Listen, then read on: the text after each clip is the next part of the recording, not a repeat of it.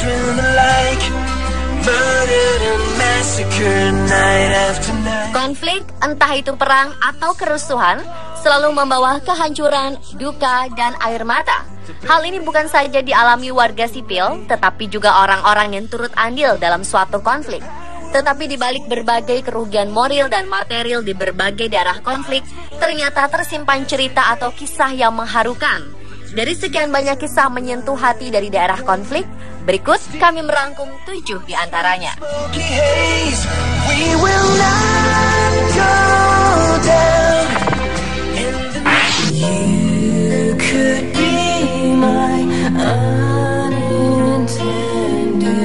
Konflik antara pemerintah Sunni dan pemberontak Houthi yang beraliran Syiah berkecamuk di Yaman. Kedutaan Besar Republik Indonesia di Yaman pun menjadi korban pengeboman. Hingga April 2015, 700 lebih WNI telah dipulangkan ke Indonesia. Namun kenyataannya tidak mudah jalan yang dilalui oleh para diplomat Indonesia ketika harus mengawal proses pemulangan WNI keluar dari Yaman. Agar bisa keluar dari Al-Hudaidah Yaman menuju ke Jizan, Arab Saudi, warga Indonesia harus melalui belasan titik pemeriksaan. Dalam proses pemulangan WNI inilah, Duta Besar Indonesia untuk Yaman, Wajid Fauzi, yang memimpin rombongan harus menemui pihak-pihak di titik pemeriksaan di tengah aksi baku tembak di beberapa titik. Hal itu dilakukan Dubes Wajid di setiap titik untuk meyakinkan bahwa Indonesia bersahabat dengan semua bangsa Yaman. Seperti tidak menghiraukan nyawanya, Wajid Fauzi melakukan hal itu demi keselamatan warga Indonesia agar dapat dievakuasi.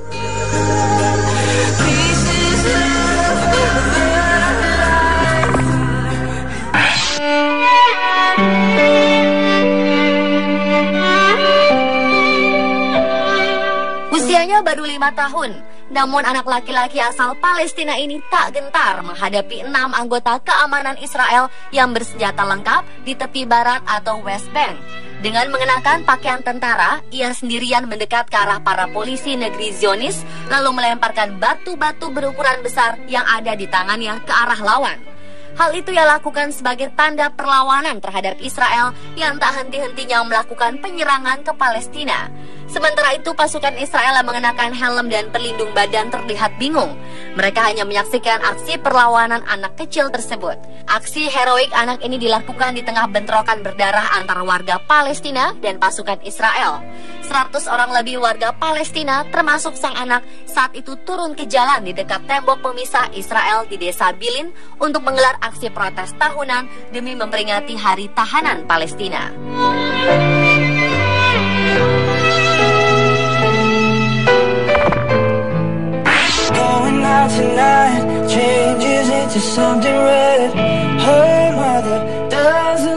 Awal 2014 lalu terjadi demonstrasi besar-besaran oleh rakyat Ukraina di kota Kiev yang menentang Presiden Viktor Yanukovych setelah sang presiden tunduk pada tekanan Rusia. Bentrokan pun terjadi saat petugas mencoba membubarkan paksa para demonstran yang kemudian berujung rusuh dan menimbulkan korban jiwa. Namun di balik kisah kericuhan itu, salah seorang demonstran, Lydia Pankiv, justru mendapatkan cinta saat melakukan protes dari seorang perwira keamanan yang sedang mengamankan aksi demonstrasi yang dilakukannya.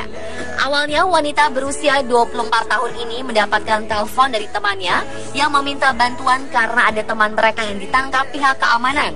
Karena saat itu keadaan ramai, dengan nada kencang, Lydia pun meminta temannya tersebut untuk menelponnya di nomor lain. Tak lama kemudian Lydia malah mendapat pesan singkat dari seorang polisi yang berdiri di depannya selama wanita itu berdemo. Polisi bernama Andrei ini mengirimnya pesan bahwa ia ingin menikahi Lydia karena mengaku jatuh hati karena keberaniannya berdiri di antara pendemo dan polisi. Cinta sang perwira pun ternyata tak bertepuk sebelah tangan. Kisah cinta unik antara pendemo dan petugas keamanan ini kemudian diliput berbagai media dan menyebar luas.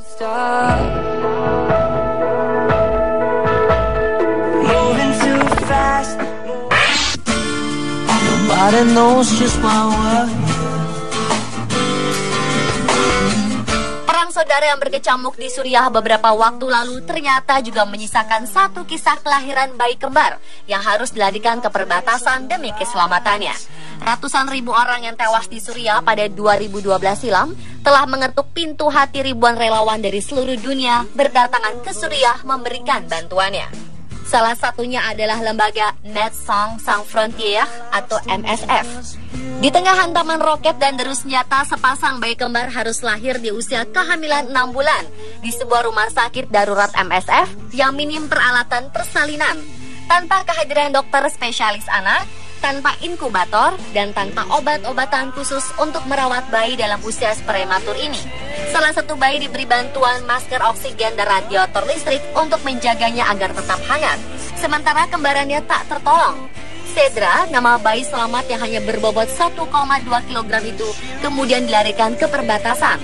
Setelah menunggu di perbatasan, bayi mungil itu diserahkan ke petugas medis lainnya melewati pagar kawat berduri, agar bayi itu bisa selamat dari gempuran senjata.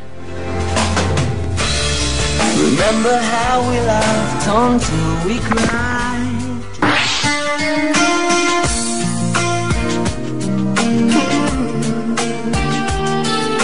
Hidup di tengah-tengah daerah konflik seperti Palestina tentulah membuat siapapun warganya tidak tahan untuk tidak melakukan perlawanan, seperti yang dilakukan anak laki-laki berusia 11 tahun, Faris Audah. Dengan gagah berani, ia melempari tank Merkava Israel yang bersenjata penuh dengan batu-batu dari jarak 10 meter persis berhadapan dengan tank-tank tersebut. Walau tank milik Israel tak rusak sedikit pun, tetapi Faris Audah kemudian ditangkap. Kabarnya hal itu dilakukan tentara Israel karena menganggap membiarkan anak pemberani itu tumbuh dewasa sama dengan memelihara bom waktu bagi Israel. Faris Audah berpotensi menjadi sosok pejuang handal bagi Palestina.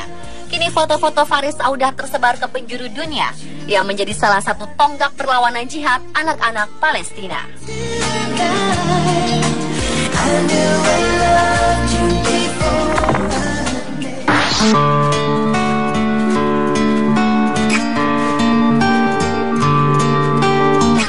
Cinta tidak mengenal waktu dan tempat, diantaranya adalah pasangan yang melangsungkan pernikahan saat terjadi gencatan senjata 72 jam antara Israel dan Hamas di Gaza 2014 lalu. Sang mempelai pria adalah orang Indonesia, yaitu Muhammad Hussein bin Aji Muslim, relawan yang tergabung dalam Medical Emergency Rescue Committee atau MERCY, yang meminang gadis Palestina, Jinan At-Arb, tepat pada HUT kemerdekaan RI 17 Agustus. Pernikahan di tengah gencatan senjata itu juga dilangsungkan oleh gadis asal Palestina lainnya, yaitu Heba Fayad, dengan pria asal Emirat Arab, Omar Abu Namar. Pesta pernikahan pasangan ini digelar di kamp pengungsi Sati di kota Gaza, di sebuah sekolah yang dihuni ribuan pengungsi. Awalnya upacara pernikahan Heba Fayad dan Omar Abu Namar akan digelar di rumah keluarga sang mempelai wanita. Namun hal itu urung dilakukan karena rumah mereka hancur di bom pesawat tempur bersama barang-barang yang telah mereka siapkan untuk pernikahan seperti gaun pengantin.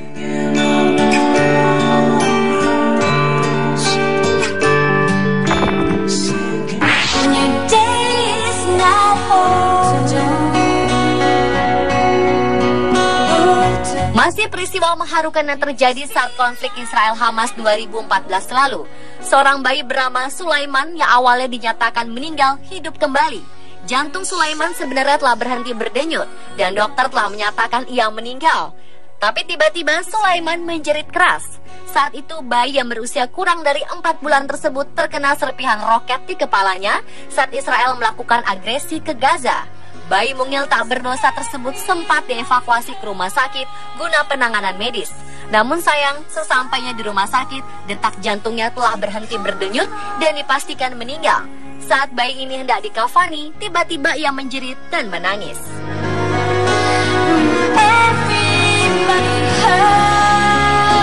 Pemirsa, itulah 7 kisah mengharukan di daerah konflik. Namun demikian, seindah apapun kisah yang terjadi, konflik tetaplah membawa kesengsaraan bagi manusia.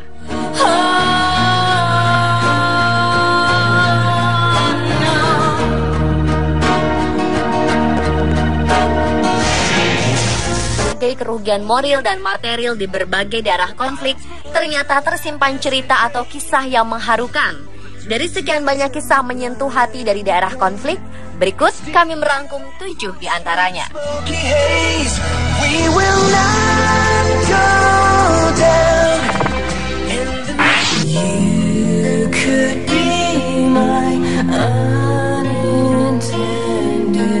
Konflik antara pemerintah Sunni dan pemberontak Houthi yang beraliran Syiah berkecamuk di Yaman. Kedutaan Besar Republik Indonesia di Yaman pun menjadi korban pengeboman. Hingga April 2015, 700 lebih WNI telah dipulangkan ke Indonesia.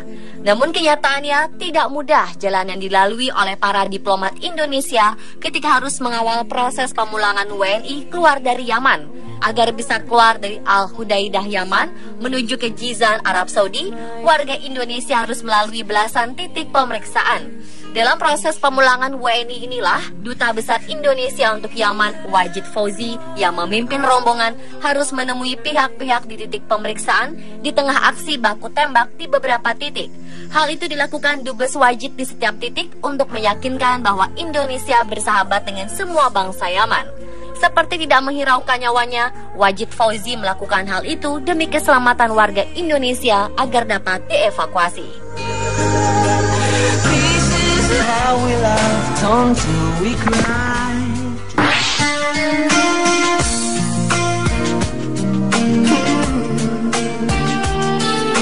Hidup di tengah-tengah daerah konflik seperti Palestina tentulah membuat siapapun warganya tidak tahan untuk tidak melakukan perlawanan.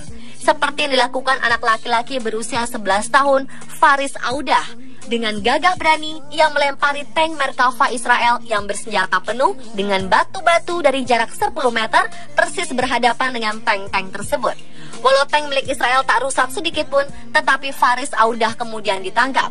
Kabarnya hal itu dilakukan tentara Israel karena menganggap membiarkan anak pemberani itu tumbuh dewasa sama dengan memelihara bom waktu bagi Israel. Faris Audah berpotensi menjadi sosok pejuang handal bagi Palestina. Kini foto-foto Faris Audah tersebar ke penjuru dunia, yang menjadi salah satu tonggak perlawanan jihad anak-anak Palestina.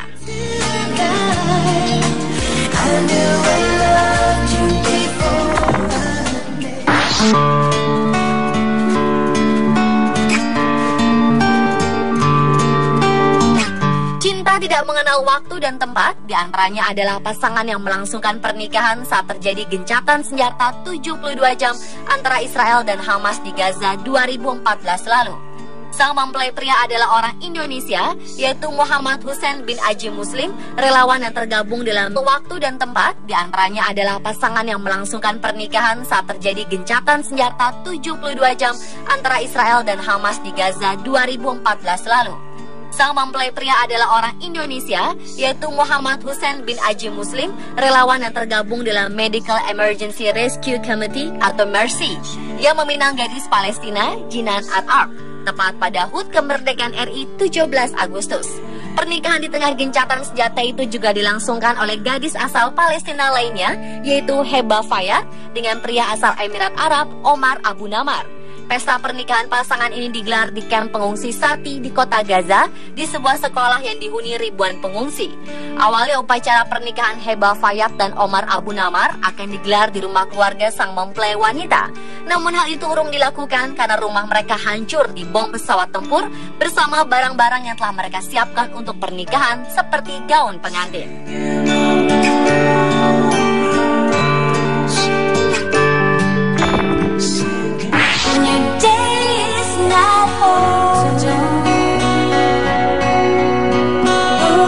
Masih peristiwa mengharukan yang terjadi saat konflik Israel-Hamas 2014 lalu. Seorang bayi bernama Sulaiman yang awalnya dinyatakan meninggal hidup kembali. Jantung Sulaiman sebenarnya telah berhenti berdenyut dan dokter telah menyatakan ia meninggal. Tapi tiba-tiba Sulaiman menjerit